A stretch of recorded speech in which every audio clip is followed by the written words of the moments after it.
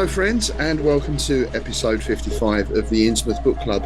Please do take care as you come off the bus there. It's fall has reached Innsmouth, so the town square is littered with damp leaves underfoot. It's a little bit slippery, so please do be careful as you come off the bus.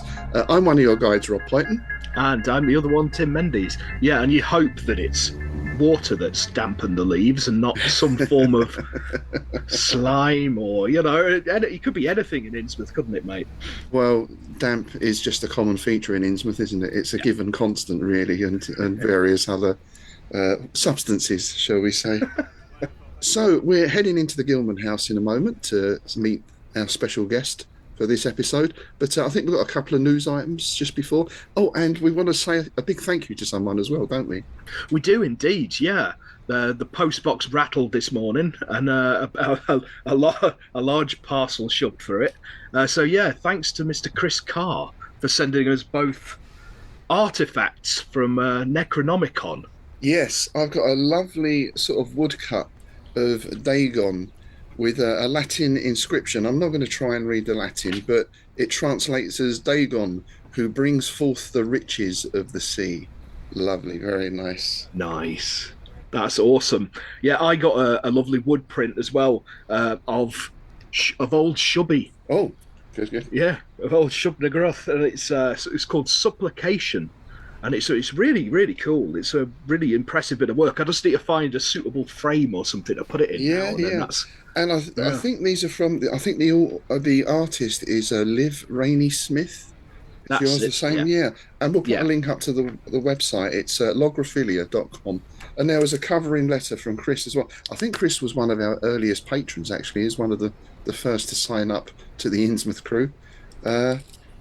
For the fellow who's etched the phrase Dagon's sack into my psyche, I hope that the enclosed wood print might find a home somewhere near the infamous satchel of fan mail. It certainly will.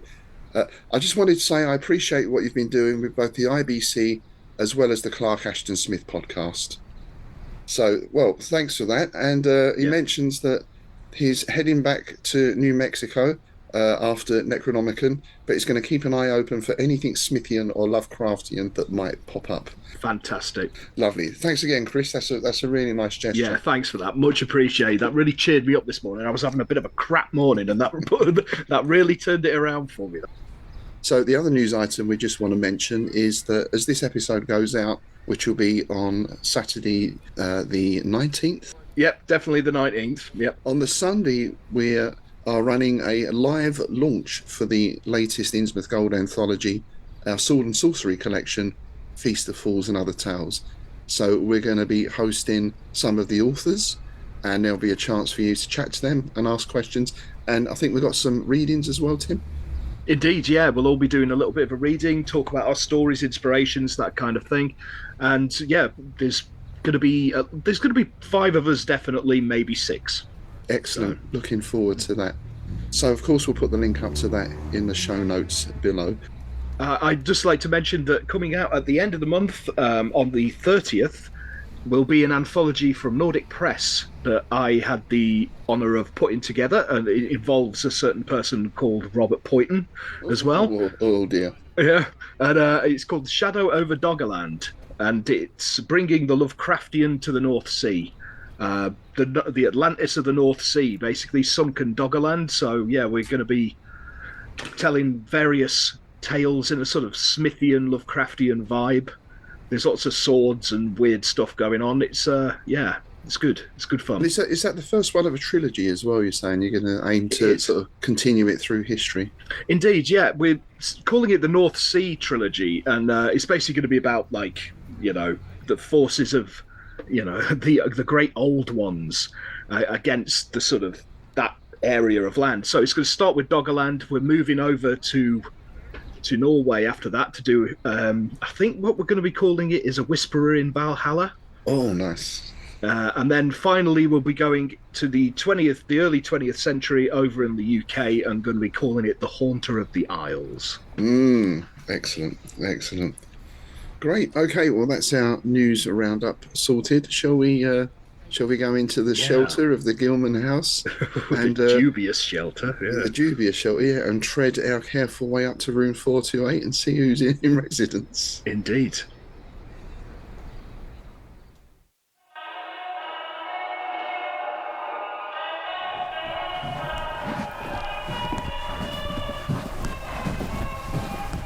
So here we are. Let's have a little knock on the door.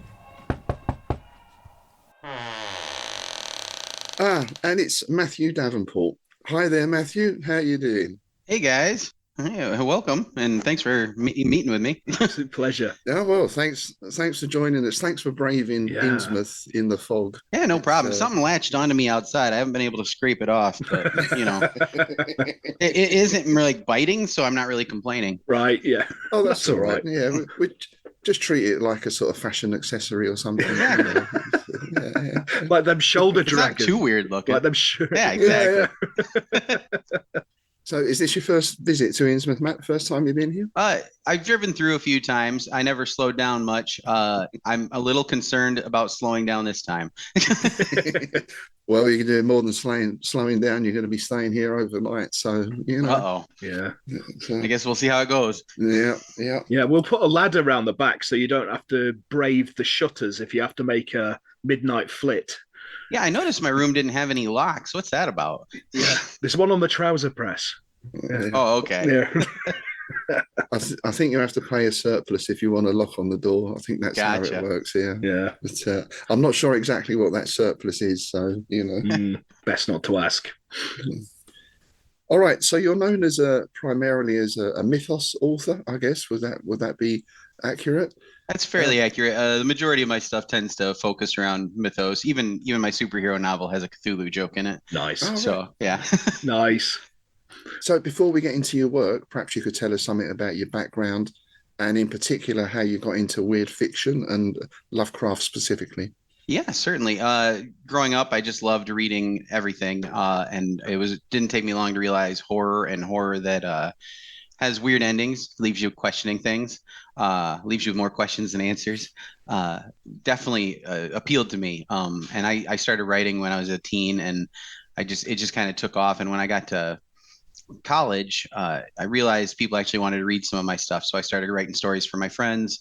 I took a career in archaeology that didn't pan out, and that took me to the central states, Iowa specifically. And in Iowa, I actually found several other like-minded folks who also knew how to publish books, and basically it took off from there. I learned about NaNoWriMo, started writing more frequently, and that actually when I put out my first mythos book, which was The Trials of Obed Marsh, was that the first?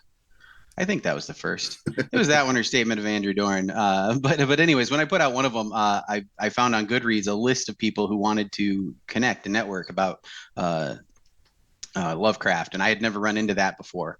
Right. So it was great because nothing gets you more excited and wanting to do more of something than having people to talk to about it. Absolutely. And then from there, it was a very quick downhill slide. Shoggoths.net needed a reviewer. I started writing for Shoggoths.net. I really enjoyed writing my Tales of Andrew Dorn stories, and so I just kept on doing that. Yeah, the Andrew Doran stuff is how I discovered your work. I discovered it through the anthologies you did with people like C.T. Phipps and David Hambling. Yep. You know, I think it was the Tales of Al-Azif was the first one that I picked up. Yes, it was. That was good stuff. And it's funny you mentioned Phipps and Hambling. They were actually the people I met on Goodreads. Right. Phipps, I met. I tried to tweet him several times asking how to promote a superhero book. Because he has there's rules of supervillainy, and he never. We just passing ships in the night, didn't even see each other. And then Goodreads, he saw that I had he was trying to put out Cthulhu Armageddon. Yep. Yeah. We just played off of each other, and Hambling was in that whole feed where we found each other, and it was just great to find so many like-minded people. Yeah, it is an interesting thing, and I mean, it harkens back to the Lovecraft Circle itself, I guess, where we had this incredible pool of creative talent, all sharing ideas and everything. And it seems to be the case still with these various little groups. I mean, we have what we call the Innsmouth Writing Circle, which is sort of like-minded authors and that kind of thing. And you've spoken about that there. There's various other groups what do you think it is about this type of fiction that seems to encourage that almost? Authors I speak to from other genres seem to be quite solitary creatures. Well, this is the only fandom that at the very least has the longest option where it gave us permission. Yes. Yeah. Yeah. No other fandom gave you permission. None. This one, he not only did he do it himself, he encouraged it. And not just play in my sandbox, but also, hey, go build your sandbox to look like mine. Go build your sandbox to use some of my sand.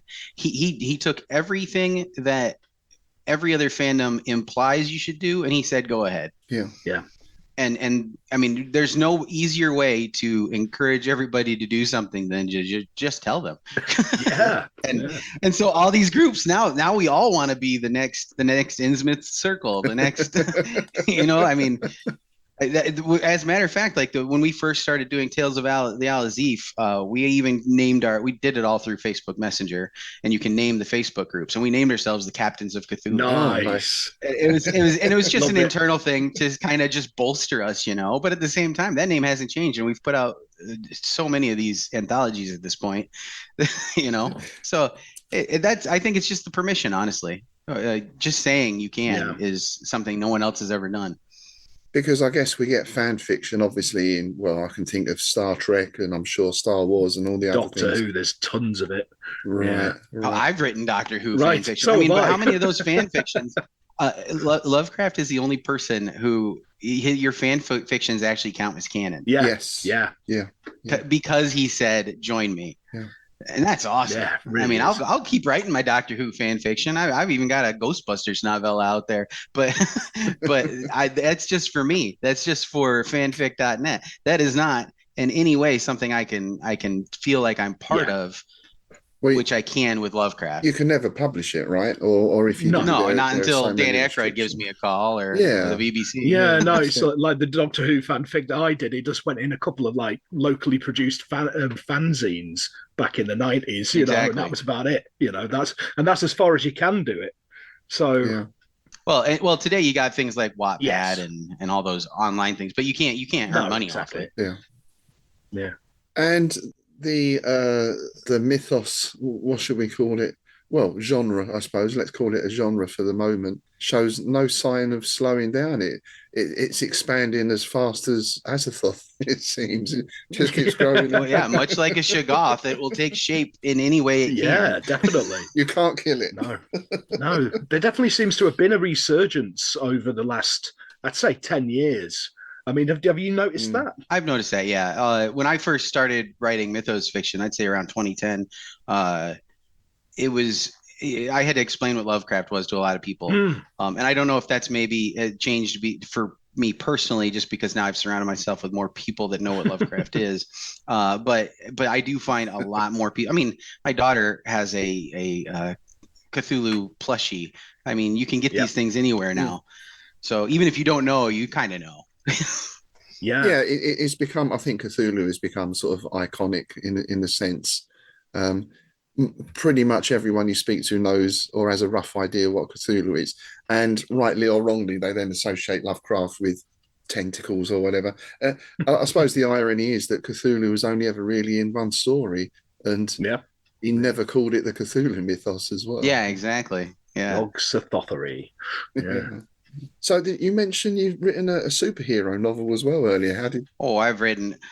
So when I first started writing, there was a lot of people putting out their ideas that you should stick to one genre and all this. And honestly, I wanted to be more of a write what I like to read, and that's more varied than just Cthulhu. Cthulhu and horror is my favorite thing to read, but I do have a superhero set of novels.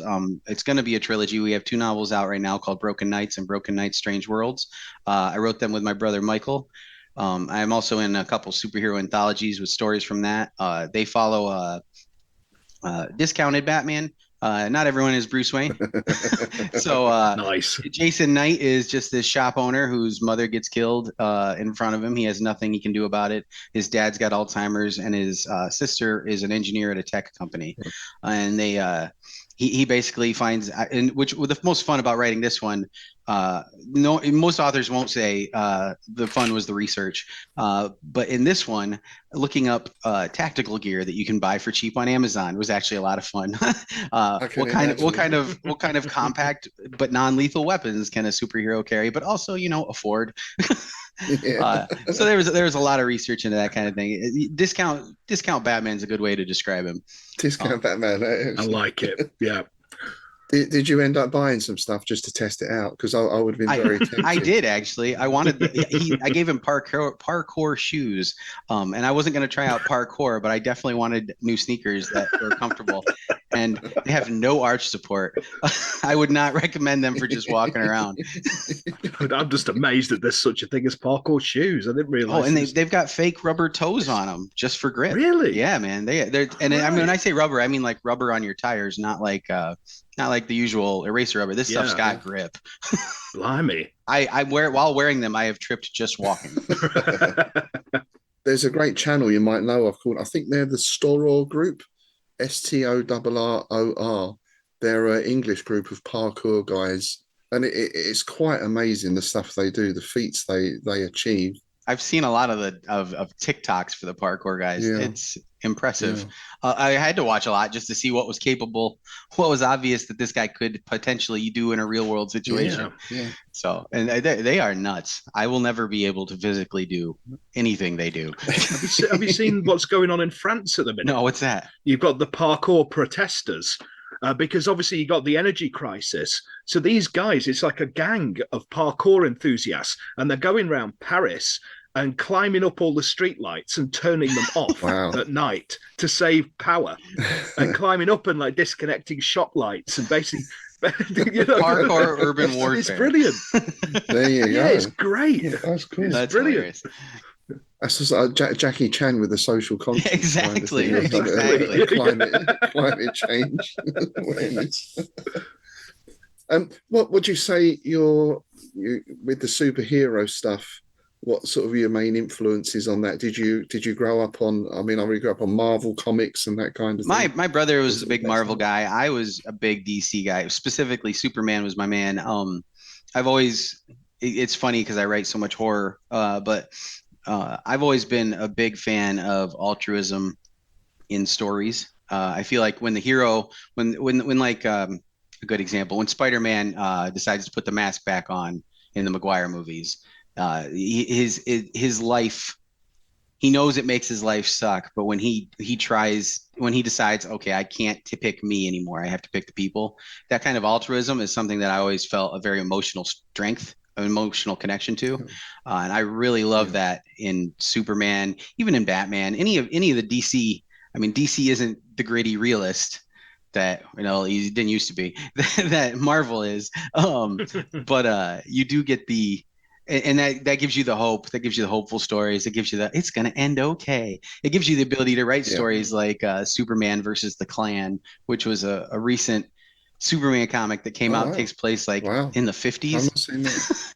But it was able to be written today because it's just a story about hope and defeating those dang bad guys, which you can't really in Marvel. You have to, like, they did I forget what it's called, but the way where basically heroes were basically a mutation and more with tumors and stuff. They put the gritty realism on it, and it turns darker and nowhere near as fun to me and hopeful as you want. And that's basically when I'm writing superhero stories, I look for that. Broken Knights, I tried to ground in reality. I made him the broke Batman, and a lot of the stuff he deals with is real world stuff. But at the same time, there's no reason I couldn't have put hope in there too. Yeah. And so you'll find there's points in the story when you see hope is bleak, hope doesn't exist, and then you find it. And so that was a big important thing for writing the story. Was it doesn't matter how dark we make this, we still have to put some sort of hopeful, not to be that DC campy about it, but some sort of Superman S in there, and that was basically the impetus behind a lot of that story. And that sort of thing goes back quite a way, right? Because I'm sure I've seen even back in the 40s and 50s, the Superman and Batman characters speaking out against racism and that kind of thing. So Yep. Definitely. Racism. I remember that they used to do the short animated ones. and he would what was it? Lois and him got captured during like World War II, and Superman every night would bend the bars, go out and sink some ships, then land back in the cell and close the bars. Nice. Yeah. So yeah, Nice. there was a bunch of those like that. So, what do you make of? Well, I don't know. It's modern in my timeline because in my timeline, the 80s was about 15 years ago. You know, Yeah, but yeah. I'm thinking of things like Alan Moore's Watchmen and that kind of. Oh, Really, so don't get me wrong. I appreciate the grittier stories, but also even when you're looking at Alan Moore's Watchmen, when you look at anything Alan Moore's, there's still you can find the thread in there where there is hope. Yeah. The end of Watchmen. The bleakest part is the death of Rorschach. Hey, spoilers if you haven't read Watchmen or watched the movie yet. The bleakest part, I think, even after the whole city, the whole world has had nukes go off and everything, is the killing of truth. And then at the very end, you see Rorschach's journal in the newspaper bin. yes. There's still hope in each one of these stories. There's still we can't let them know that this is the end. Yeah, yeah. Which is funny because it is the exact opposite reason that I like horror. Yep. When I don't have the answers and I know that it's bleak, what the hell happens next? I was going to say, how do you then square that up with the Lovecraftian? Oh. It's just the complete opposite. I either like completely happy endings or completely no hope endings, I guess. Yeah. I need to have both. Yeah, I was gonna say it's like a complete contrast. Yeah, it really is. So we mentioned the statement of Andrew Doran just there a little while back, and it's something I recently read and enjoyed. Thank you. And I had a few questions and observations on it. I Uh-oh. really like your use of the. This has all been a trap, right? You guys aren't really fans. I'm in huge trouble right now. So is that thing in it when an interviewer says something like that? It's like, oh, run. Well, what I'm more likely to say, because when you edit stuff quite a lot, you find it gets quite difficult to read things without spotting spelling mistakes and formatting errors. And I didn't spot any, so that was a good start. Good. And it was nicely formatted as well.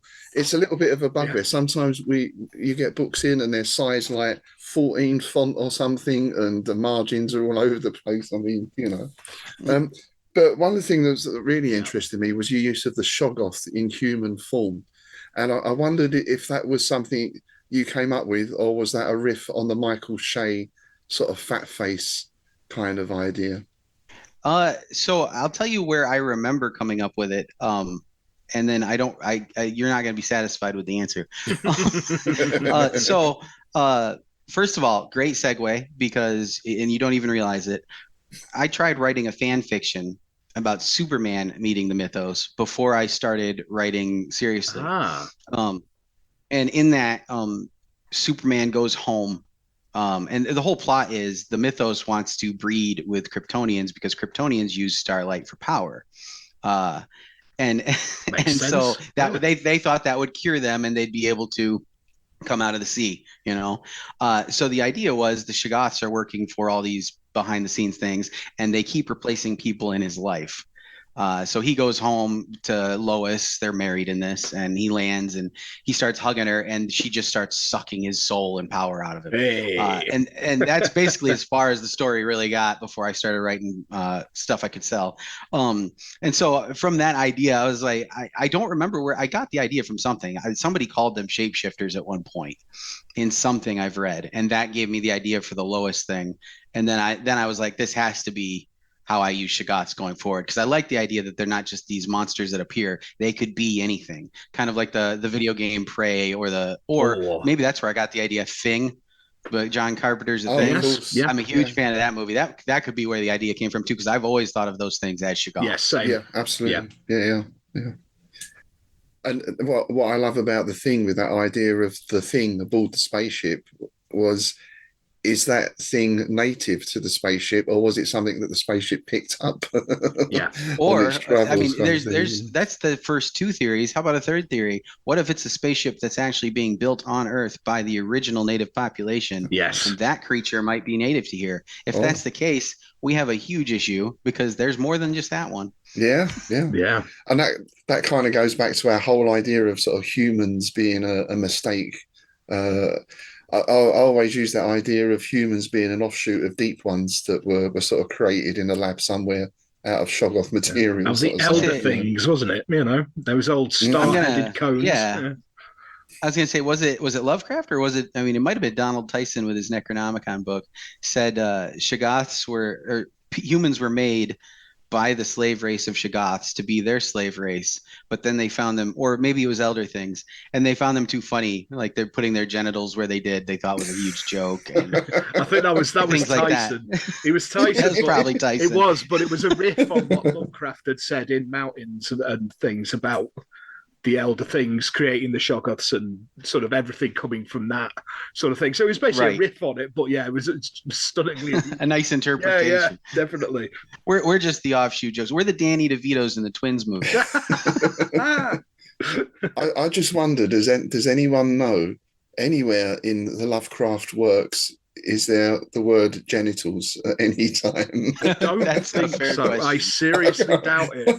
Probably not. I'm pretty sure he was terrified of the word as well as the Yeah. physical representation. I might have to actually look. I might actually have to because I've actually got an ebook of the complete Lovecraft, as well as my other collections. I've got an ebook thing for when I do readings and stuff because I can put it on my tablet. I'm going to put it on my PC and do a word search for genitals. Well, and back to Alan Moore. Didn't Alan? I mean, every Alan Moore comic book that Oh, has well, Lovecraft in it has talk about breaking from the source Yeah, yeah. material. yeah, it's almost like he's overcompensating for Lovecraft's total lack of that into some, Indeed.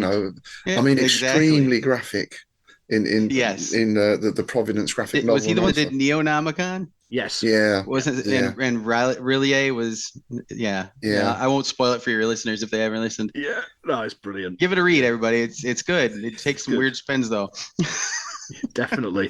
Well, that's why I'm a big fan of Shay's work because it takes that sort of button down, stuffy Victorian, almost Victorian style of Lovecraft and then sticks it in the red light district of San Francisco and all its various things, Mm.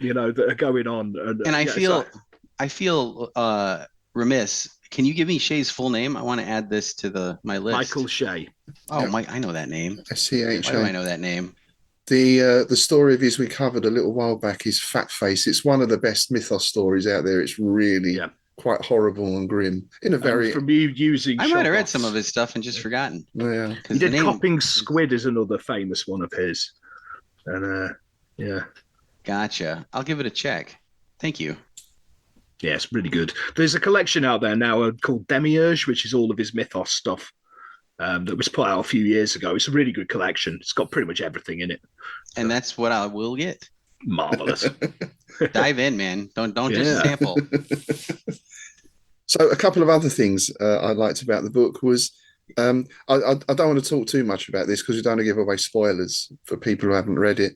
But it I was already know what you're gonna ask. yeah, all right, all right. It was this real sense of you weren't quite sure who was on what side, and the really interesting twist with Olivia as well. It was very very interesting. I guess we can't really go into that without No. Olivia's allegiances are confusing. Something to be aware of. And I'll vague this for anyone who hasn't read the book. The mythos and touching the mythos needs to have a cost. Mm. And Andrew learns it, Olivia learns it, everybody at some point learns there is a cost. And that cost was made very clear by Lovecraft. That's madness. Indeed. If you're going to have a hero or side characters or anybody who dives in, I mean, I think a good example of this is one of the side characters, one of my favorite, Leo. He is given access to a little bit of power so that he can see the monster that's incomprehensible to the human eyes, so he can shoot it. That has to cost him. Yeah. And you it's a little complex on how it costs him, but everybody and to touch on your spoilery bit that we aren't spoiling, Olivia is wrapped up a lot in those costs too. Yeah. And so yes, yeah. And she doesn't necessarily the cost that she is and isn't and has to pay doesn't end in book one. Right. But I just thought it was done in a very elegant way, because it's quite easy to have people sort of drop to the floor and start gibbering and that kind of thing. But I almost thought this was more realistic, in inverted commas, that sense of coming into touch with something that you really can't understand or explain, and how the human mind organizes itself to deal with that. Well, and how does and we can spoil a little bit. As heroes who touch power get mad, how does that affect their power? And we see that in Andrew and Olivia. The world basically gets reshaped to the madness that they are having to pay as regards to touching the mythos, just to make the madness make sense in their quest. So it was fun to play with. I wasn't sure what direction I wanted to go until I'd made the direction. And then it was like, all right, let's hug this hard. And sort of coming off of that, actually, I was thinking, Tim, we should it might be interesting to do an episode sometime on the nature of reality and the mythos. Ooh, yeah, definitely. I think there could be some interesting things to be explored there. We often talk about this idea of three blind men in a dark room describing an elephant, each feels something different. Or that other one I like is we can only see the parts of these things that exist in our dimension because they exist in 8 dimensions or something. I always thought that was a nice way of looking at it as well. Because David Conyers did something very similar. They're very interesting with that in his Harrison Peel stories, which are all mythos stuff. Harrison Peel's great. Yeah, it's brilliant character. And he did a thing with shoggoths, that the bit that protoplasmic bubbly bit that we see, that's only a part of them because they exist in so many different dimensions and all the rest of it. So yeah, it's that whole thing of perception, isn't it? And I love that kind of thing. Yeah. Well, and it makes sense too, doesn't it? Interdimensional slave race, interdimensional beings with slaves would need interdimensional slaves, right? Yeah. So just saying that they exist only on our plane is negligent, if anything. And it does reduce them a bit to, like I think you touched on earlier, that it's just a big bubbly monster thing, like a blob. Yeah. And you can comprehend a bubbly monster thing. Comprehending is what kills the scare. Yeah. And now something else I wanted to touch on with this, because this is set during the Second World War in occupied France and into Berlin. So it's a kind of mad time, if you like, in history, or should we put it like a mad society, Nazi society. How do you feel? Because I've used the Nazis in my books every now and then. The Dunwich trilogy, I use ideas from the Anna Nerber and Himmler's occult sort of research and that sort of thing. Yes. How do you respond to criticism of that, which I have seen in some places, that it's sort of bad taste, or it's not a nice thing? I got a little bit of that. My original covers had swastikas on them, like in an ominous, this is the bad guy. Yeah.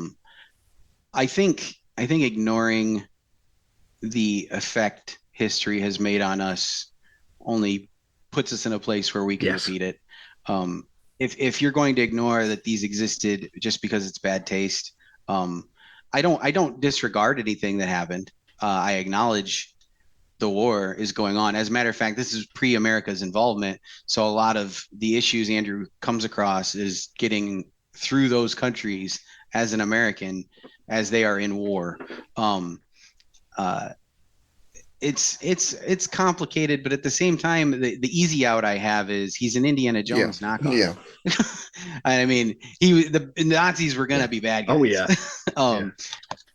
And honestly, and the setting, how do you talk about World War II, or even he would have been still a 1940s, 1930s professor or archaeologist anyways. So how do I do that without at least bringing up World War II? Yeah.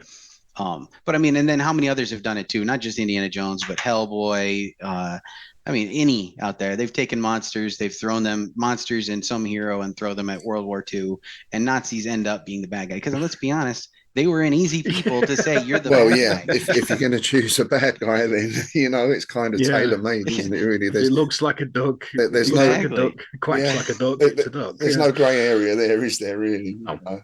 Yeah, exactly. So I mean, if anybody, I mean, and I did get the memo regarding the swastika on the books, and my publisher. What I appreciate was when I did get picked up by a publisher. The publisher said, "We will back you however you want to do the cover," and I was the one that caved. I was like, "Just put some. We'll find some symbols that are very esoteric and Cthulhu, and we'll put them on the cover instead." But I didn't want to. I looked up. I mean. I'm not just going into it saying the Nazis, they're the bad guys. I did research too. What are their ranks? What were they doing at this time in this area? So I could find out and make it at least a realistic. What was Catalan like when Andrew Doran lands there? What was Barcelona like? All these places that he ends up going through or everywhere. What were they like when he gets there? So I feel like as long as you're willing to do the research and make it look as close to history as you can, minus the fictional elements, you should be in the clear. And if anyone else still has an issue, they don't have to pick up the book. Absolutely. I mean, that's where I'm at. Well, yeah. I'm not making anybody buy my books. Yeah. You can if you like, and I would appreciate it. If you ever find a way that you can do that, can you let me know? Yeah. Certainly, I will share every secret I ever get. Currently, I'm working on mesmerism. It's not going far. Yeah, I've got through so many chickens and different rituals. Exactly. It's none of them have worked so far. My chickens pass out, but I think they're just bored. Nice. So you mentioned research there as well. How do you go about research for your books? I tend to I'm doing something a sort of pirate setting lately, so I've just gone on Amazon and bought about a dozen pirate books. I get a bit obsessed with whatever subject it is. Do you do a similar thing? Kind of. So originally, it's not by the books. I'll usually, if I do get a book, it's usually a mythos book for that research. But otherwise, history, I basically spend days on Wikipedia. The first couple books, that was what I did, just Wikipedia and praying. But then after meeting David Hambling, who's basically on your guys' side of the pond and well traveled, yes. I kept on being like, "Hey, what's this like? Hey, what's this like? Hey, what happened here?" Nice. Actually, Nice. Andrew Doran book 3 starts in Namibia, and I was like, "Oh man, I want to put him in Southern Africa." So I messaged Hamlin. I'm like, "Hey, where have you been?" And he goes, "Oh, I was in Namibia just last week," and he sent me a bunch of pictures. And so everything I describe in the first couple of pictures, and also the political climate too, everything I describe in that first chapter of book 3 is all David Hambling just whispering in my ear. That's amazing. It was one thing that really stood out for me as a Londoner was the Harry Stubbs. The London setting was just spot on, Harry Stubbs is the best, man. Yeah. I love Harry Stubbs. That's great. Great. Yeah, it's great character. My editor is actually a friend I've known for, I've known her since she was 10. And so I don't know, years and years, decades. And she likes my books. They're okay. She's not a big mythos fan. She started doing some edits for David Hambling and Harry Stubbs. And all I ever hear now is, "Oh man, Harry Stubbs is great. I can't wait to edit more Harry Stubbs." I'm like, "Hey man, tone it down a bit." my friend, chill out. Would you ever see, or would you ever want? I mean, we can get onto Lovecraftian sort of film and TV adaptations, perhaps. Would you ever want to see your stories in that format? Do you think they'd work on the big screen? Oh yeah, I would love them in that format. I think Andrew Doran. So I've thought about this a lot. Andrew Doran would make a great TV series in the vein of Buffy meets Warehouse 13. Ah, yes, I could see that. Yeah, because I give him the armory. He's constantly going out to collect things, but he's not really always on campus. I feel, or maybe even just in the vein of a Young Indiana Jones series, something that's serialized. Lost the word there. Serialized, but also very heavily mythos and a little fun. Yeah, I thought about that. I could see that with the Warehouse 13. They actually did a couple of Yeah. Lovecraftian episodes, didn't they? Yeah, Yes, they did. They had a whole episode that even mentions yeah. They Lovecraft, had a and yeah. shoggoth appear in a cafe, didn't they? It was like a diner. There was, Yep. Yep. I think it was a silver key, wasn't it? The object. I really don't remember that much. Yeah. I specifically remember a scene where they're on a campus and they're all in front of like a sorority and they are just doing a rundown discussing and explaining who Lovecraft was. Yeah. And it's been a while since I've seen the show, honestly. Yeah. I used to have their hand link there, their comm had that horrible crank metal noise when it rang. Oh yes. I made that my ringer on my phone for like a month and I was like, okay, that's actually more annoying than I thought it would be. Awesome. I mean, it seems the time is right for a good Lovecraftian series. And I mean, what I like about modern series as well is when I think back to Star Trek and that, you had an episode and then there was another episode and there was very rarely any connection between the two. But now I like the way sort of series, they sort of build on things. Yeah, they have that overarching story arc. Yeah. It's great seeing. What sucks and I mean that in the heaviest way possible, is how not only fandoms but also creators are, I don't know, every series that has come out that I've had hope for with Lovecraft has had some sort of baggage. Yeah. Yeah. And that's unfortunate because that's what's stopping them from taking off. I mean, how long have we been waiting for Guillermo del Toro to put out a Lovecraft anything? Yes, and we finally get it, and it's really only just 2 episodes in the middle of his Cabinet of Curiosities. We wanted movies, we wanted everything, and they weren't the best episodes in my opinion either. I really liked Pickman's model, but Dreams of the Witch House left me a little. I think that's unfortunate. Yeah. That's the general consensus, is that Pickman's model was all right, but it wasn't the best of the series. But Dreams of the Witch House had pretty much absolutely nothing to do with the original story. Exactly. Exactly. my brother's new to Lovecraft. He's been trying to learn it all, and he's calling me up. He's like, I don't remember any of this in Dreams of the Witch House. I'm like, nobody does, bud. Nobody does. It's a constant infuriating thing for me is when you take a story from a great author, whether it's Robert E. Howard with the Conan stuff or whatever, and what this needs is an extensive rewrite from some guy who's never done anything before like this, you know? Yeah. It just baffles me. Yeah. Yeah. Well, and I mean, and you see it with Lovecraft Country. That was a good example. Yes, it was. It wasn't a Lovecraft adaptation. It was a nice way to tell a dark period of American history from a also horror angle. And everybody kept attacking it because it wasn't Lovecraft exactly. Or I mean, take the racism that everybody was using too out of it, but all the complaints, shoggoths don't look like that. Why was this happening? Why did we go to space? Why is there time travel? It's like either A, you don't understand what Lovecraftian is if you're saying these kind of things, or B, you just really wanted to see this fail because you don't want to see anything Lovecraft good end up on television. Yeah. I mean, even if they suck, you got to try to support them a little bit. Otherwise, we're not going to have a chance. Oh, absolutely. I mentioned Ghostbusters earlier. The 2016 reboot, everybody loves to rag on that. But at the same time, if we hadn't had that, would we have had Ghostbusters Afterlife? That's very true. Or even better, would I have had a proton pack to excite my 4-year-old daughter with to get her into the series too? You know, it's little things like that. If we shoot down these creators before they've had a chance to make such a beautiful piece of art on TV, in book, anything, we're not going to get more of it, guys. That's true. So true. Yeah, with the Lovecraft Country, you see, I was torn on the TV series because I was a big fan of the book. I thought the book was absolutely fantastic. Yep. My main complaint, I thought the first half of the series was good and the last half of it was good because they stuck to what was in the book. But the middle bit, where they completely missed out my favorite bit. See, and that's where I'm saying creators do it to themselves too. Yeah. If you're adapting something, like if you're like, I don't know, if you're adapting something, Pickman's model and Dreams of the Witch House, perfect example. If you're adapting something, do it exactly the same. Otherwise, it's gonna fail. Yeah. And so Pickman's model was pretty close and pretty decent and creepy. The Dreams of the Witch House, far off. Lovecraft Country did the same thing. Everybody loved it when it matched the books. When you're learning about the history, when you're learning about his family connection, when it diverted from that, then you're like, what are you doing? This matched the story. Why are you changing it? Yeah. We're here because the title brought us here. The title brought us here because we read the book. Absolutely. Yeah. Yeah, back to the Pigman's model. I've got to say though, I actually prefer the Night Gallery version.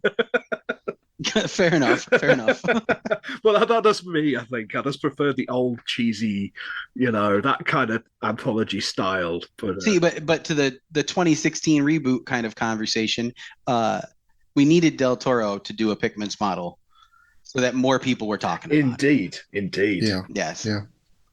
Well, hopefully it leads to a second Oh, yeah. series. I mean, I thought the Henry Kuttner one was really good. The autopsy I really enjoyed. That was my favourite, I think, the Kuttner one. If it brings some of those old weird fiction guys, because people like Kuttner and that were, they're very unheard of still, aren't they? Really? Yeah, which is a shame, a real shame. But I often think in film, especially Lovecraft, there's a tendency for him to get reduced to tentacles. Which sort of misses all the cosmic horror aspect and many other things. But then some people say, where do you stand on this, that Lovecraft is unfilmable? Real Lovecraft is unfilmable. What do you think? I think that's a cop out up there with saying you can't write a good Superman story because he's invincible. Same. If you're only looking at him because he's invincible, if you're only looking at a good Lovecraft story as undescribable, you can do. I mean, how many good horror movies are out there where you never even see anything? Alien. How long before you even see the alien in Alien? Prime example. Undescribable. Yeah, you don't even need to see it. They could have completely removed it and you just see shadows and we'd have still been just as terrified. One of my favorite recent sort of cosmic horror Lovecraftian things was, funnily enough, it was the Josh Malerman adaptation of Bird Box, because they did that brilliantly in there by not showing them at You all. never see them. Yep. Nope. And it's terrifying. And it is terrifying So scary. because, yeah, exactly, because you fill in the blanks in your own head, don't you? And it just worked great, I thought. I mean, let's take the movie that Bird Box is most compared to and use that same scenario. Quiet Place. The monsters are only able to be defeated when they show them. When we finally see what they are and their heads are these giant ears, then it's like, oh, let's just deafen them. I mean, if they'd have never shown them, we'd have never been able to defeat them ever. Yeah. Just this thing in the night, it hits you when you make noise. Done. Bird Box did that.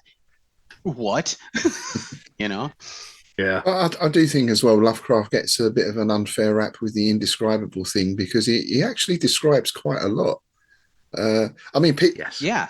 Even when he says they're indescribable. Pikman's model's a prime example. There's a paragraph of very detailed description. Indeed. Well, and there's other ways to describe things too. You don't have to. If I wanted to describe how scary something is, I don't have to describe what it looks like. I could describe what it's doing to me. Yes. And there are ways you can show that in film. There's ways you can show that in book. There's a way you can show it in song. You can't. It's a cop out. It's a cop out that studio executives have been using for years because they don't want to spend the CGI budget. That's long and short of it. But now movies are 99% CGI budget. Suddenly we're getting Pikmin's model, Dreams in the Witch House, Annihilation, Quiet Place. We're getting all the good horror movies, the indescribable things, because of that now. Well, the Void was quite a nice one where they used real time. Oh effects. yeah, no CGI at all. It was really effective. I thought. Yeah, that was really good. Yeah, that one actually made me. It was one of the watch through the fingers. It was just the level of gory enough. I'm like, oh man, this is good, but I'm not watching all the way. I thought the Moorhead and Benson films, Resolution and The Endless, were good in the not showing as well, because you never see anything. It's all implied, and it's all like mucking about with space and perception, and that's a great way of doing it, because they didn't have to spend any money on CGI at all, because it's all just implied. I thought that was a great way of doing it. So, well, and take it back to the thing again. We were only afraid when we never knew who the monster was. Yeah. When the monster was directly in front of you, it's just get the hell out of the room. Yeah. Get the flamethrower. Yeah. Get the flamethrower. We can fight it because we can see it. I think you want to keep it scary. Get out of there. I'm kind of addicted. This is going to really, I'm going to lose all my audience when I say this. I'm addicted to the story behind Five Nights at Freddy's. Oh, right, yeah. The children's video game. I thought they were great. Because it turns out, they're great. The story is about all this hinted horror. There's no actually defined story. It's all, this kid might have died in 87. This kid might have been killed and put into a box. This kid might have had this thing. And nobody knows who the killer is. Nobody knows where anything is. And all that not knowing is the part that keeps me addicted to it. Yeah. If at the minute they give us an answer, I'm gonna be like, well, I'm bored with it. That's just going to ruin it, isn't it? Yeah, totally. Yeah, it is. I agree. Yeah. And that takes us back to the earlier point, really, of the shoggoth is a blob, flamethrower, dynamite, or the shoggoth is a trans-dimensional being that we only see, and they can do this and they can do that, and suddenly there's that whole other level of poetry, uncertainty. Well, Peter Rawlik did a really cool thing. He gave them a dimension. It wasn't trans-dimensional so much as they are basically programmable flesh. Yes. Was it in Weird Company? Yes, it was Weird Company. Yeah. Okay. Yeah. Weird Company. The wizard actually overpowers the programmed flesh at one point. At the end of it, I'm spoiling it. Sorry, everybody. I'm spoiling it. One of the characters for you. Sorry, Pete. But and I thought that was one of the coolest things ever. Is it's not just once you think you know a monster. And you spend that whole book, you spend that whole series, you spend everything Lovecraft thinking you know shoggoths. Then all of a sudden this wizard shows up and is like, I got it. And you learn something new. Yeah.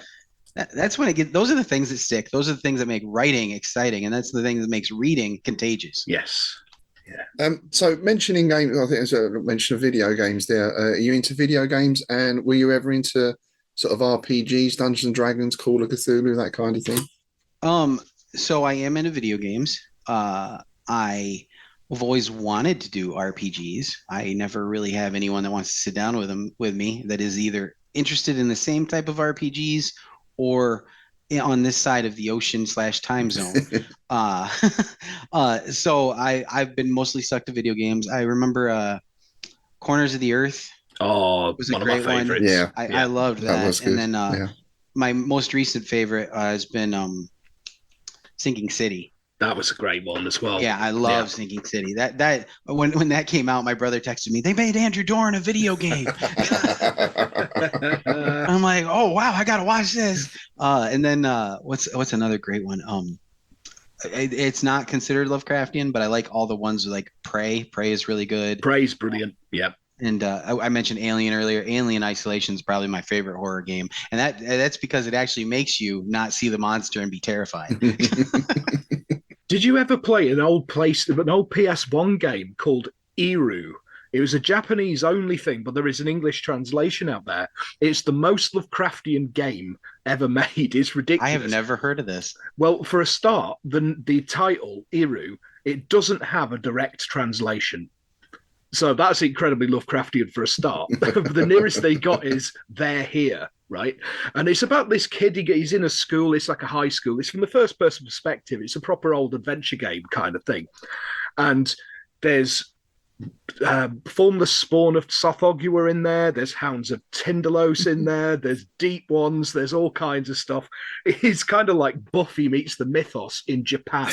It's absolutely bonkers. But I loved it. I found it not long ago, and I was like, oh, I'm going to have to get the emulator up and running for this. Yeah, I'll have to YouTube a Let's Play or something. Oh, that'll be interesting to see. It's fun. Yeah. It's clunky as all hell, but such fun. Yeah. Well, Dark Corners was clunky in places, wasn't it? But the Innsmouth escape room section was really tense. When we did the opening of the show, I immediately had that. Oh, he's slamming stuff in front of the door. They're pounding against it. You got to go out the window, walk on the awning, jump across the board. I remember all that. The amount of times I died just on that damn jump. That is where everybody dies, either there or before you get to the window. Yeah, and I played the newish Call of Cthulhu one. Was like a couple of years back. And it was okay in places, but it felt incredibly like you were on rails. I really liked it. I did enjoy that a lot. I liked it for what it was. It was weaker. I think I was expecting a modern Corners of the Earth. Yeah, I think that's where I was. And that's not what we got. What we got was basically Sherlock. Yeah. Going around and trying to solve clues, which it's not bad. It was just not what we went into it expecting. If you like the linear, what are they called now? So I can't remember the name of the developer, but they've done a bunch of games. They started with Darkness Within in Pursuit of Loth Melder, but they've recently put out Canarium, which is based on Mountains of Madness. They're only short, sort of quite linear horror games with like puzzles and stuff. They're sort of, first-person exploration. Oh, I think I was watching. Is Canarium the one that's in VR? Yes. Okay, I was watching somebody play that one recently. Or Jill Safer or something like that. a love Yeah, it's a good game. a Lovecraft game in VR. That sounds like a Mm. potential for a It's story. weird too. You're third person VR. You direct where they All look, right. but you still have to steer them with the thumbs. Uh, It's really weird. Yeah, there's Like half of the first video I was watching was the gal trying to figure out how to move because it wasn't standard. I'm in your head VR, you know. They also did Transference, which is a cyberpunk Cthulhu thing, similar to Observer, which was a great game. But that's it's in sort of a cyberpunk universe, and with eldritch abominations, and it's all a bit matrixy, is reality this, or are we the dream of an elder god kind of stuff? It's really good, really good. It was a really good story with that one. So I'm writing these down. Yeah, this is why it's like I was saying before, though, it's had a big resurgence because it's not just in literature that Lovecraftian horror has had a big resurgence. We've touched on the movies. There's so many video games coming out at the minute that have a Lovecraftian element. Well, we had John Houlihan on quite a while back, I guess, who was he was in that first wave of game designers in the 80s. And he said at the time, almost all the people at the place he was working were Lovecraft nuts. So it's almost built into the fabric of computer gaming, I think, Yeah. Well, all the way back to text adventures, there was the Lurking Horror. Which I had on the old ZX Spectrum back in the day. Yeah. Alone in the Dark. You can't beat Alone in the Dark. The old original one. There's a remake of that coming out. Wait, is Alone in the Dark the Sherlock one? No, that's Awakened. Sherlock Holmes. Awakened. They're redoing Awakened too, or they already did. Yeah. Yeah. I love that. Fun story. I think I was 18. I don't know. I was just about to go into college, and my mom and I discovered that game. And I would do the clicking while she was over my shoulder. No, do this. No, look there. It was a good, fun bonding moment with my mom. We love that game. Awesome. I get that a bit with my wife. I play Conan Exiles quite a lot, which is a great open world game. And she sort of goes, "Oh, you're playing that again." And then it's like, pick up that. What's that do? I was like, "Look, do you want to play?" No. What's that do? Isn't that the one with the ridiculous breast jiggle physics? When it came out, there was just lots of videos of people with these like breasts that you could use as flotation devices. Pretty much, bobbling around in the sand. Yeah, it did get a bit like that, but that's some of the Conan stuff all over. Unfortunately, in some places, in certain areas. Well, just look at some of them covers from back in the day. Some of the artwork on some of them old Sword and Sorcery novels, man. Oh, yeah. Well, you were the one that brought up PlayStation 1. yeah, that's fine, yeah. So are you working on anything at the moment, Matt? You got anything in the pipeline? Oh, man, I'm always working. So right now, we just put out Miskatonic University 101. It's going to be the first in a series of modern day they were inspired by the idea of Drew Hayes' superpowers books, a special school where kids go to learn about why they're special, kind of a Harry Potter style. But instead, these are people who don't know that they have genetic connections to Miskatonic and Arkham, and they all go to college. They get scholarships to come to Arkham and Miskatonic. They show up, they become friends, and all of a sudden there is all sorts of things they have to stop. And that's book one. We are going to do several other books in that world. We're having a lot of fun with it. We've got a guy, he's from Innsmouth, but he doesn't like the idea that it's a forced religion. It's a modern guy. He's got access to the internet. Why are you forcing me to be a fish, to hang out with fish people? So he kind of breaks from his family and goes to Miskatonic, but he's still genetically part fish. And then you've got Stephanie West, who doesn't know that she's got a very scary tie to Arkham. Yeah. Got Meredith Johnson, who is currently, her whole family's in witness protection because back in the 30s, somebody hunted down her great grandfather, Mr. Johansson. And then who else? We've got Cheryl Mason. Okay, she doesn't know her genetic connection, but she's really good at math. And then we have Carlos. And Carlos isn't genetically related to anybody, but a certain Randolph Carter decided he was tired of being a spirit and has decided to mentor some kid into being a dreamer. Ooh. And so they are all being drawn together for some pretty interesting revelations. And it is a Doran-verse book in the fact that the secretary that from Andrew Doran book 2, which I don't think you meet her in book 1 because Andrew Doran doesn't have his official job title, but he has book 2 and 3 and all the short stories at this point that has a issue with immortality. I won't spoil it for you yet, but she is still around and still the secretary to the dean in Miskatonic University. So that's the book we just put out. Had a lot of fun writing that with my brother. He had just discovered everything Lovecraft and when he was done reading everything, he's like, we got to write a book. Nice. Yeah. And so that was awesome. And then also I'm working on right now on my Patreon. I'm putting out for NaNoWriMo. I'm writing as quickly as I can chapters for my first lit RPG. I've never done anything like that. I really like reading them, but I also the games I like when I'm not doing horror. I play a lot of Red Dead Redemption, and so I was like, why hasn't anyone just done a Western with video game rules?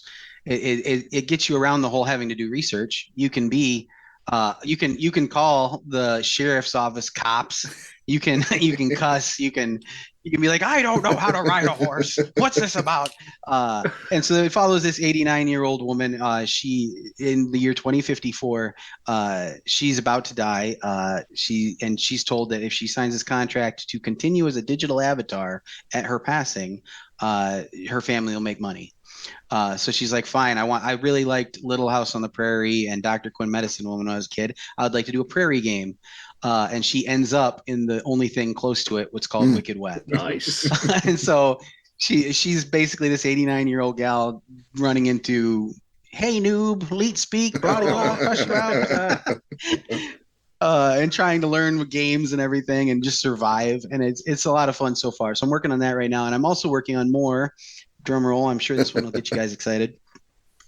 Me and those same guys you've been reading in all those anthologies, we've got more coming out. We're doing one that I'm not sure I'm allowed to talk about. And David Conyers, David Hambling, and John DeLaughter. John DeLaughter worked with me on Time Loopers, another Cthulhu Mythos anthology. We all got together for Eldritch Prisoners, which is coming out in February. That's basically Earth is a prison planet. Somebody's using Yith technology. Somebody out there is using Yith technology to imprison aliens in human bodies. Nice. You were a horrible person. Here you go. And that's where actually you get my first Doran verse Western. The Esoteric Cavalry story follows Hiram and Buford, who have to go to a town and find out what's going on with the guy on the hill. But it's Harrison Peel makes an appearance. You get Stubbs. Hey. You get the Laughter Story's great. There's a lot of good stuff in that, and that's just the next one. And then the original guys from the other 3 books we got going, they're coming together, and we're actually collecting stories right now for the next one right after that. Awesome. So I got a lot I'm working on. And you have a website where people can, I mean, I guess, you're on Amazon and everything else, but you have a specific website as well? Yeah, so find me on Amazon. I croaked right there. Sorry about that. Yeah, find me on Amazon. But if you want, you can check me out at authormatthewdavenport.wordpress.com. I haven't really updated that in a while, but it's an easy way to find my fanfics if you want free books. And also, you can find me on Patreon. $3 a month. I try to put out a chapter a week. Wow.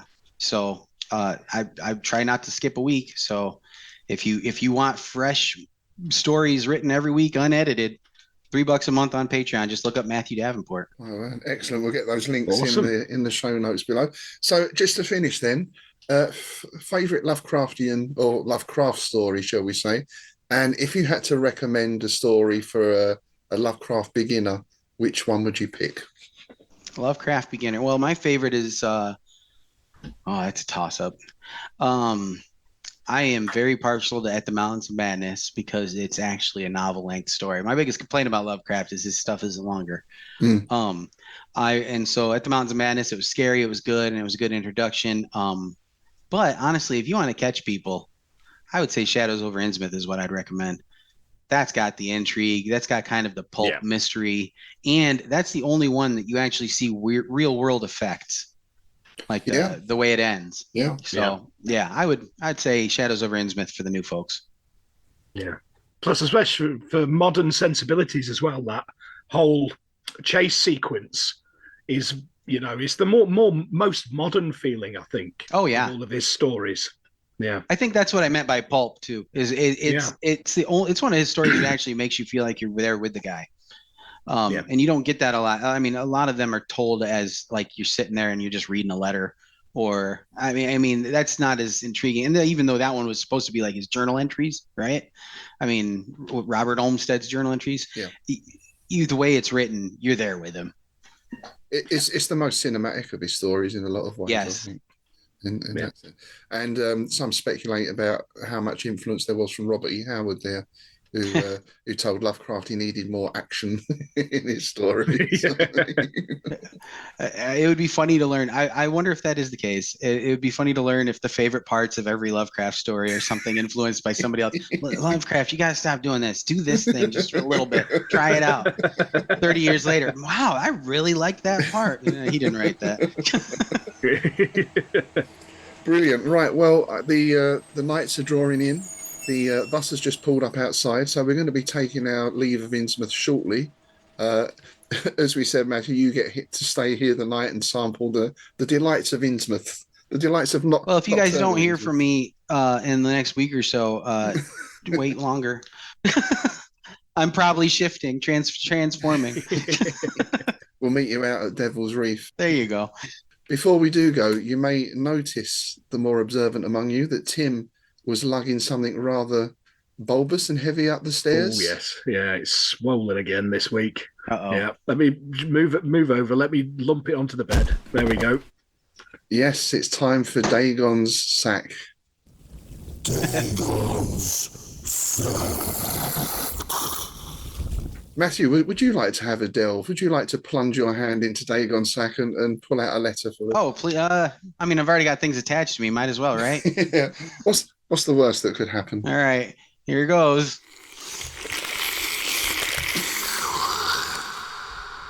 Yeah, got out scot-free. Yes, remarkably unscathed. So we have a letter here from Lisa in Trenton, and she's asked, how do you guys choose which books or films you're going to cover, and what sort of research do you do about them? How do you do your research? Thank you, Lisa, for that question. From a personal point of view, I'm always reading and I'm always watching stuff. So I tend to just write things down because I'll read something and go, oh, this will be a good idea. And it's got to the point now where I think the list we've got of things we want to do at some point is ridiculous, isn't huge. It? It's it is huge. Yeah, almost as huge as Dagon's sack, in fact. Indeed. So it's a case of just kind of going, oh, do you fancy doing this one this week? Yeah. Because there's no shortage of stuff out there. I mean, there's so much stuff.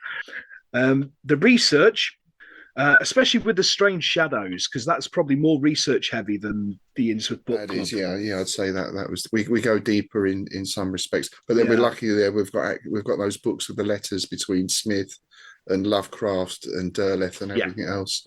So that forms the basis of that. I'd say as well, we have a policy of we only cover things that we enjoy watching. Yes. We don't want to get into criticizing things. No. So, there's too much negativity on the internet. Yeah. If we don't enjoy it, then we won't talk about it. Really, I guess is the thing. Just pretend it didn't happen. Matthew, do you have any recommendations? We've mentioned a few things there already, but other authors. I mean, David Hambling we've mentioned already, but any other particular films or authors you'd recommend? Phipps is always great. His Cthulhu Armageddon series is great, and honestly, we probably wouldn't have a lot of these anthologies without him. He definitely loves doing the intro and outro stories for each of those, and he's really good at them too, encapsulating everything. Otherwise, Peter Rawlik, if you haven't discovered Peter Rawlik yet, the guy's amazing. Yeah, he is. Yeah. Movies, I'm a big fan of. And it sucks that they're not going to do a full trilogy now. Color Out of Space, the Nick Cage movie. I thought that was a decent adaptation, if not true to it. At least it did a good job, I think, explaining the unexplainable, without explaining it. And what else?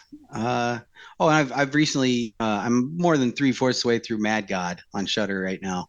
Oh, right. Yeah. Oh, I need The to watch that. claymation. Yeah. It's better than I thought it would be. Because I heard there was no real dialogue, but man, they do a great job of telling a story without showing you the story. Mm. I mean, it's amazing. I just haven't finished it yet, but so far I'm loving it. I'd say Phipps, Mad God, and Color Out of Space. Those are my definite recommendations. Okay, so the other thing we wanted to do before we finish up is we've had some correspondence in, I believe. Yeah, we had some comments on previous episodes from John Harvey. He's commented he's commented on the episode we did about the Willows, saying that the Willows is rich with aesthetics and contemplative speculation, and there's so much to dig into, and he really enjoyed the episode. And in connection, he thinks of Jeff Vandermeer's Annihilation as being spawned by the Willows and the Color Out of Space. So what do you reckon? I think he's right there. That's precisely what I thought when I read it. Yeah, I can totally see that. Yeah. I was in the theater watching that with my wife, and I said the exact same thing. Yeah. It's like, this is Color Out of Space. Yeah. And he also comments on the episode we did on Last Feast of Harlequin. And he comments, "We just discovered you guys, and I really like your fun, investigative, and wide-ranging conversation. Been reading and thinking through Ligotti's stories for a while, and with Last Feast of Harlequin, you do a great job diving into its nuances." Now, this is the bit that I really enjoyed. Hellish worms also feature in Negotium Perambulans by E.F. Benson, which is I've mentioned several times about Benson's obsession with invertebrates and specifically squiggly wiggly things. There's also The House of the Worm by Michael Prout, and another one of my personal favourites, The Novel of the White Powder by Arthur Machen. So, yeah, thanks for that. It's always nice to have bit of feedback, and I'm glad you're enjoying the show. So yeah, if anybody has any suggestions, comments, anything like that, just get them down in our various places that we've posted. Yes, we always like to hear your comments, and of course we always like if you can sign up to our Patreon page as well and help support the show. Remember, when you sign up as a patron of the Innsmouth Book Club, you also get access to all the bonus content for Strange Shadows, our Clark Ashton Smith podcast as well. And I just want to welcome our latest patrons, David Riley and A.T. Johnston. And thanks also to Gary Pennington, Benjamin Slade, Beck Kramer, Aaron Vleck, Steve Meyer, Lane Mullin, Wingate Stites, Russell Journey, Justin Woodman, Lee Clark Zumper, Sharon Safia, and of course, as we said at the top of the show, the wonderful Mr. Chris Carr. Take a look on our Patreon page for details of subscribing. We're going to be tweaking the rewards and levels there at the moment. We kind of set them up, well, almost 2 years ago now, so we think they're due a tweak. We might look at bringing some more merchandise into the patron tiers as well. So do keep an eye out on that. Yeah, so that's all we've got time for today. So thanks again to our guest, Matthew Davenport. Thanks for having me. Yeah, and thank you all for joining us. Yeah, it was a lot of fun, guys. I really appreciate being here. Really appreciate getting a chance to talk about my books. And you guys were just a blast. Absolute blast. Love listening to the show. Looking forward to more. Thank you, sir. It's very, very kind of you. We hope you can come back Yep. sometime, if you make it out today or tonight. Yeah. This is This it. thing is starting to meld with me. I'm not sure if it's ever coming off. You'll have to name it. We'll just call it Jim Bob for now. Jim Bob. There you go. Hey, Jim Bob. Love it. All right, so we hope you can join us next time. We've actually got a special panel next time. We're going to be hiring one of the back rooms at the Esoteric Order of Dagon again for one of our panel specials. We've got some guests coming in, and we're talking about Tolkien and Lord of the Rings from an English perspective, and talk about some of the things that are not often mentioned, particularly the class structure and also the landscapes as they relate to England, in particular the Shire. So that's going to be next time. We're looking forward to that. We hope you can join us. And with that, it's goodbye from me, Rob Hoyton. And it's goodbye from me, Tim Mendes.